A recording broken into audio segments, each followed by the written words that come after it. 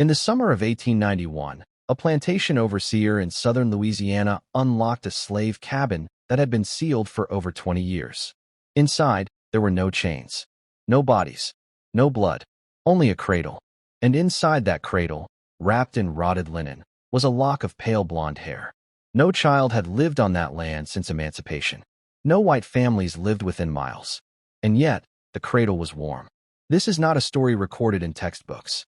It exists only in private letters, church ledgers, and a box of burned documents recovered decades later from beneath a collapsed rectory floor. This is the story of children who should not have existed. Children no one admitted to birthing. Children found where they did not belong. And the people who knew exactly why. St. Alouette Parish does not exist on modern maps. Between 1832 and 1904, it appeared, disappeared, and reappeared under different names, as if the land itself refused to be remembered. The parish was rural, swamp-heavy, and deeply religious. Every road led to either a plantation or a church, often both. Church records from the period show something strange. Dozens of baptisms, almost no births. The baptisms list infants described as light, unmarked, or born without stain. No mothers listed. No fathers named. Only a location. Cabin 17. Cabin 23. Cabin 31. Slave cabins. By the 1850s, plantation owners began sealing certain cabins after sundown. They were not burned. They were not demolished. They were simply closed. Locals whispered that these cabins were listening rooms, places where prayers were answered too quickly. After emancipation, formerly enslaved families reported something deeply unsettling. They would return to abandoned cabins to retrieve belongings and find a baby, always alone, always clean, always silent, white passing, pale skin, light eyes. The babies did not cry. They watched. Church officials took them. No adoption papers. No announcements. Just removal. One freed woman, Esther Bell, later testified that she saw the same child twice, 10 years apart. Same size, same face, same eyes. He didn't grow, she said. He waited. Her testimony was dismissed as superstition. Her church membership was revoked 1 week later. Plantation journals from the region reveal a shared language. Owners referred to certain women as vessels, not wives, not property, vessels. There are references to sermons held in private dining rooms, to fasting weeks, to prayers asking for purification of blood without the burden of sin. The implication is horrifying but precise. These men believed they could separate flesh from guilt, that a child born in a slave cabin could be claimed by God, and not by its parents. The church did not deny this belief. It refined it. And when too many children appeared, the cabins were locked. But whatever was happening inside them did not stop. It only learned how to wait. The children were never listed as orphans. That word would have required paperwork, questions, witnesses. Instead, church records used a softer phrase. Received, not adopted, not rescued. Received. They were brought in at night, always after evening prayer, always by men who did not speak on the walk back. Priests wrote that the children were remarkably calm, that they did not soil themselves, that they did not ask for milk. One note stands out, written in the margin of a parish logbook. They recognized the hymns. No explanation followed. Most rural churches had basements for storage, wine, grain, old pews. But St. Alouette's churches began reinforcing theirs. Thicker doors, new locks, iron hinges ordered from New Orleans. Carpenters were instructed not to ask what was being stored. They noticed, however, that the staircases went down farther than expected. One carpenter later told his grandson that the stairs felt longer every time he returned, as if the space below was stretching. In 1878, a nun named Sister Marguerite was transferred to the parish school. She was known for keeping detailed journals, too detailed. She wrote about the children, how they sat upright for hours without moving, how they stared at crucifixes as if recognizing something old, how they spoke rarely, but when they did, used words no child should know. She wrote, "They do not dream. They remember." Her final entry described a boy who asked her a question. Did it hurt when they sealed us in? The next page was torn out. Sister Marguerite was reassigned within the month. Her journals were sealed inside the rectory wall. They would not be found for another 40 years. Among plantation owners, a private belief took root.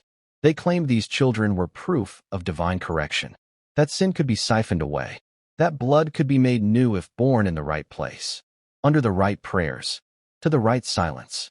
They believed the cabins acted as filters.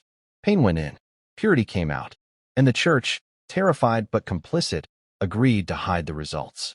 Because once the children stopped aging, even the priests understood. This was no miracle. It was a containment problem. In 1896, one child disappeared from the church basement. No broken lock, no open door, just absence.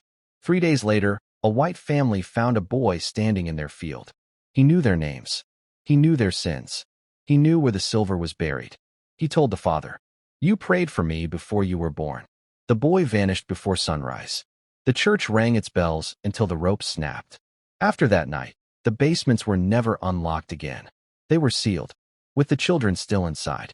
By the early 1900s, St. Alouette Parish began to dissolve. Families moved. Records burned. Churches closed for repairs and never reopened. No one spoke of the cabins. No one spoke of the children. But locals avoided certain stretches of land. They said the soil there stayed warm in winter, that hymns carried underground when it rained, that sometimes, at dusk, you could see figures standing where cabins once were, not growing, not leaving, just waiting. In the spring of 1907, residents near the old St. Alouette Church noticed something strange. After sunset, moisture began forming on the church grounds. Not dew, not rain.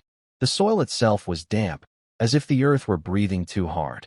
Gravediggers reported that freshly dug holes filled overnight, not with water, but with warm mud that smelled faintly of incense and iron. One man said he felt a pulse under his boots. The church basement had been sealed for over 10 years by then. No one claimed to have opened it. No one needed to. Something inside had learned how to push back. People living near former churches began hearing voices. Not loud, not threatening, just familiar. A woman reported hearing her childhood nickname whispered from beneath her floorboards. A former altar boy heard prayers spoken backward, prayers he himself had memorized decades earlier. Most disturbing were the reports from children. They claimed other children were talking to them at night. Children who said they were stuck underneath. Children who asked to be let out. Children who promised they wouldn't be angry anymore. Parents who reported these stories were told it was imagination. The parents who didn't report them began boarding up their homes. In 1912, a man appeared in Baton Rouge with no records and no past. He looked about 14 years old. Medical examinations suggested he was closer to 30. He had scars on his wrists, old, symmetrical, and circular, like restraints that had never been metal. He spoke politely, formally. He asked for work at churches. When asked where he was from, he replied, "Below." Clergy who met him later admitted something unsettling. He knew their confessions. Not metaphorically, word for word. He disappeared after 3 weeks. The church he last visited burned down the following Sunday. The fire started underground. Private correspondence between bishops, never meant for public eyes, reveals panic. They wrote about containment failure, about subjects retaining memory, about the mistake of time. One letter states, "They were never meant to remain children. They were meant to remain quiet." Another admits, "We mistook stillness for obedience." There were discussions of relocation, of flooding basements, of collapsing entire structures for the good of the parish. Not one letter suggested opening the doors. In 1916, a controlled flood was attempted. Church officials arranged for a levee breach near one of the sealed sites. Water poured in. The basement vanished. For 3 days, the parish celebrated what they believed was an end. On the 4th day, bodies surfaced miles downstream. They were not children. They were adults. White, well-dressed, parishioners long buried. Every corpse had the same expression. Eyes open, mouths parted, as if interrupted mid-sentence. After the flood, the voices stopped, but the dreams did not. People across southern Louisiana began reporting the same dream. A hallway underground. Too narrow, too clean. Children standing along the walls, holding hands. Not asking to be freed, just watching. Dreamers reported waking with dirt under their fingernails, with hymns on their lips they had never learned. Some woke older. Some woke changed. A doctor noted accelerated aging in 3 patients, wrinkles forming overnight, hair whitening in days. All 3 patients described the same thing. They let me borrow the years. In 1921, The final known service was held at St. Alouette. No public announcement. No congregation. Just clergy. Witnesses saw candles burning in the windows for hours. At dawn, the building collapsed inward, cleanly, as if folded. No bodies were recovered. Only personal items. Rosaries. Shoes. A child's ribbon. After that, St. Alouette vanished from official records. The land was declared unsafe. Then sold. Then forgotten. Historians who later studied fragments of this story came to a quiet conclusion. The children were not trapped. They were stored, held in suspension, preserved until the world was ready to remember what it did to them. And when the seals broke, they didn't escape. They distributed themselves. Into memory. Into guilt. Into bloodlines that thought they were clean. In 1987, a real estate company purchased land once belonging to St. Alouette Parish. The paperwork showed nothing unusual. No churches. No cemeteries. No cabins. Just empty land. Construction began on a small housing development. Bulldozers moved easily at first, until they reached a section where the soil resisted. Not rock. Not roots. Resistance. Machines stalled. Engines overheated. Operators complained of nausea and headaches. One bulldozer blade came up coated in something pale and fibrous. Hair. Archaeologists were called. They expected burial remains. They did not expect rooms. Perfectly squared spaces underground. Smooth walls. No tool marks. And inside them, rows. Not skeletons. Cradles. Hundreds of them. Empty. Except for small personal items. Ribbons. Buttons. Tiny shoes with no wear. Carbon dating showed the spaces were built in stages, over decades. Someone had kept coming back.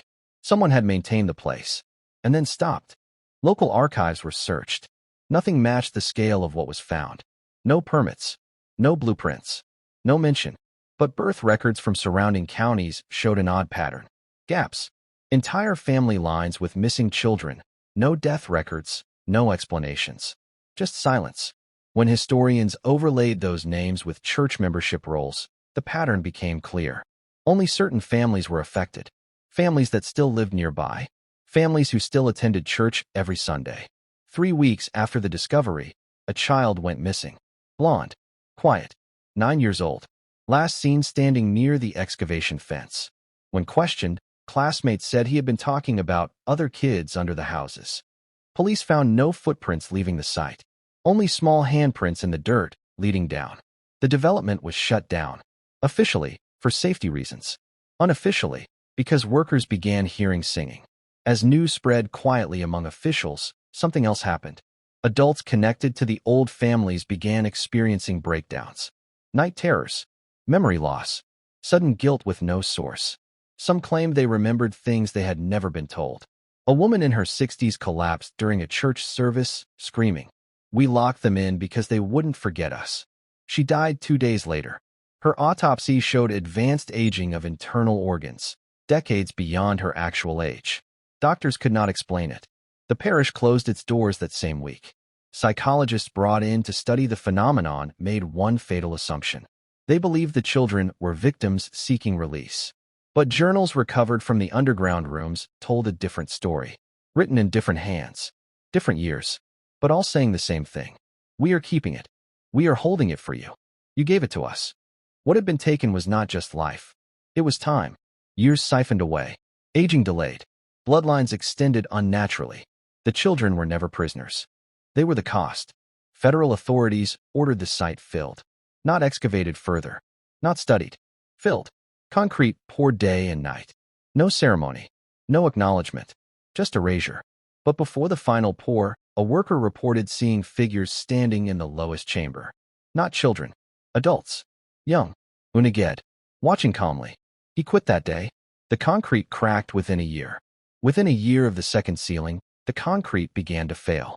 Hairline fractures at first. Thin as veins. Engineers blamed moisture. Heat. Poor materials. But locals noticed something else. The cracks followed patterns. Long corridors. Sharp turns. Dead ends. Blueprints of the filled site revealed the truth. The concrete was remembering the shape of what lay beneath it. Every attempt to seal the land only traced it more clearly. In 1993, a survey team used ground microphones to test soil stability. They expected silence. Instead, they captured sound. Not movement. Not water. Voices. Soft. Overlapping. Practicing words. One technician described it as a classroom after hours.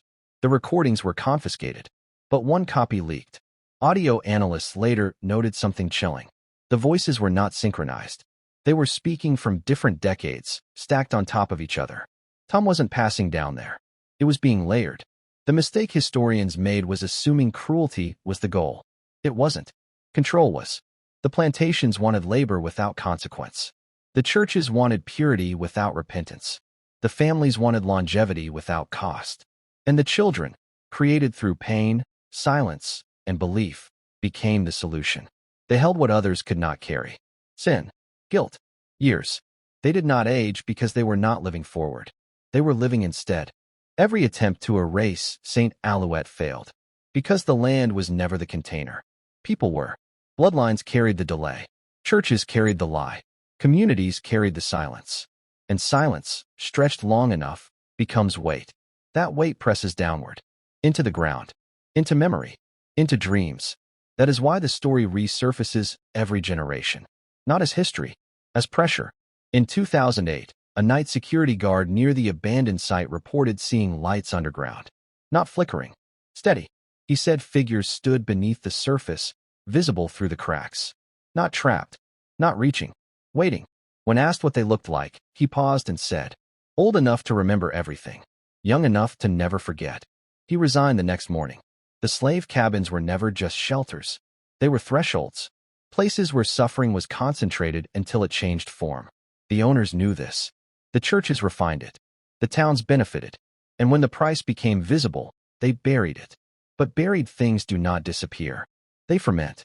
Modern America is full of sealed rooms. Stories not told. Names not spoken. Debts deferred. We call it progress. But progress built on borrowed time always comes due. Sometimes as guilt. Sometimes as collapse. Sometimes as children who stare too long and know too much. The children of St. Alouette were never meant to be freed. They were meant to be forgotten. And forgetting was the only seal that ever worked. Until now. Because every time this story is told, every time it is remembered, something underground shifts. Not in anger. In recognition. There is no final explosion. No revelation. Just a quiet truth. Some histories do not want justice. They want witnesses. And once you know, once you've listened, you become part of what keeps them awake.